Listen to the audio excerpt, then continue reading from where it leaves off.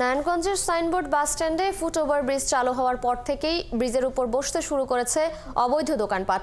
এখন ফুটওভার ব্রিজের পুরো অংশে জামা কাপড়, বেল্ট, মানিব্যাগ, জুতা, ব্যাগ, ফল ও আয়না চিরুনি সহ নানা ধরনের অর্ধশতাধিক দোকানপাটে ভরে গেছে। পথচারীদের দাবি ফুটওভার ব্রিজটিতে নিরাপদ যাতায়াতের উপযুক্ত করা হোক। হাবিবুর রহমানের তথ্য ছবিতে প্রতিবেদন। নারায়ণগঞ্জে সাইনবোর্ড বাস স্ট্যান্ডে নিরাপদে রাস্তা পারাপারের জন্য করা হয়েছিল ফুটওভার ব্রিজ। বর্তমানে তার পুরোটাই হকারদের দখলে।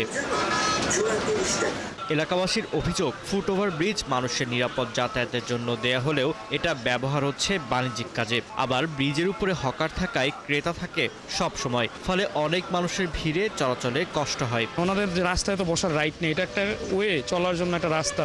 ফুটওভার ব্রিজ হচ্ছে মানুষের সেফটির জন্য দেওয়া, সেটা ব্যবহার করা হচ্ছে অন্য কাজের জন্য। ওনাদের কারণে তো রাস্তাটা পুরো ভরে থাকে, সেই জন্য হয়তো চলাচল করাটা খুব কষ্ট হয়ে যায় আমাদের।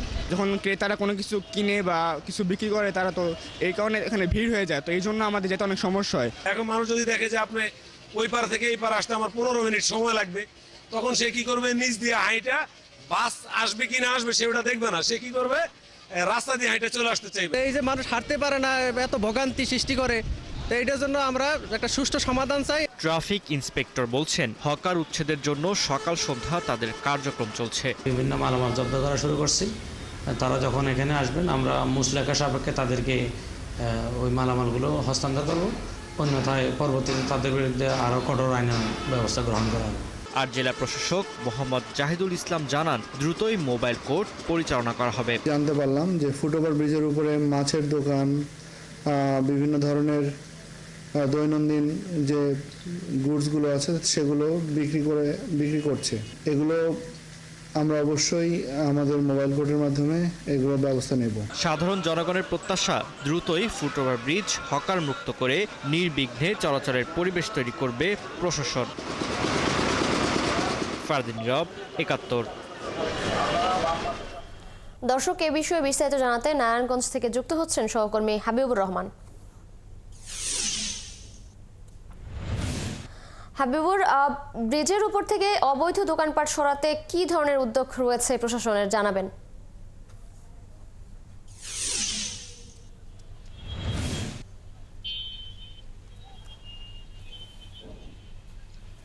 তিশা, এ ধরনের এখনো পর্যন্ত তেমন কোনো উদ্যোগ আমরা দেখতে পাইনি। তবে বছর 3 আগে এই ঢাকা নারায়ণগঞ্জ, ঢাকা চট্টগ্রাম যে মহাসড়ক 8 লেনের মহাসড়ক আছে, মহাসড়কের উপরে ব্যাপক জনগণের চাহিদার ভিত্তিতে এই ফুটওভার ব্রিজটি তৈরি করা হয়। ফুটওভার ব্রিজটি তৈরি করার পর থেকে এটাকে কোনো ছোটখাটো একটা সুপার শপ আপনি বলতে পারবেন। মাছ, মাংস, কাপড় চোপড়, সবজি থেকে শুরু করে বিরিয়ানি পাওয়া যায় না এমন কোনো কিছু নাই। আপনি সবকিছু পসরা বসে সাধারণত এখানে। এর ফাঁকে দুষ্কৃতিকারী কিছু তো ছিনতাই করে থেকেই যায়। এর চতুর্পাশের অবস্থাটা যদি আমরা আপনাকে একটু দেখানোর চেষ্টা করি, যে এখানে মানুষ ওপার যাচ্ছে এপার আসছে, প্রতিদিন প্রায় লক্ষাধিকের উপরে লোকজন রাস্তার এপার ওপার হয়ে থাকে। এর মধ্যে যেভাবে তারা বসে থাকে, সেখানে একজন সাধারণ মানুষের পক্ষে চলাচল করাটা অনেকটাই কঠিন হয়ে যায়। এর বাইরে একটা র্যাম্প দেওয়া হয়েছে সাধারণত রুগী আসার জন্য। তিশা, আপনি জেনে থাকবেন এই র্যাম্প দিয়ে মোটরসাইকেল পারাপার হয়। রাস্তার ওপার থেকে একটু 1-1.5 কিলোমিটার ঘুরে নারায়ণগঞ্জে ঢুকবে, সেটা না করে তারা ভেতর দিয়ে আসে। আরেকটা বড় ত্রুটি, যেটা কিছুক্ষণ আগেই আমাদেরকে খুব ঝাড়লেন কয়েকজন পথচারী, র্যাম্প ফুটওভার ব্রিজ সাধারণত শেষ হয় রাস্তার কোন একটা প্রান্তে, শেষ প্রান্তে, অথবা ফুটপাত যেখানে থাকে, কিন্তু এটা শেষ হয়েছে রাস্তার মধ্যে।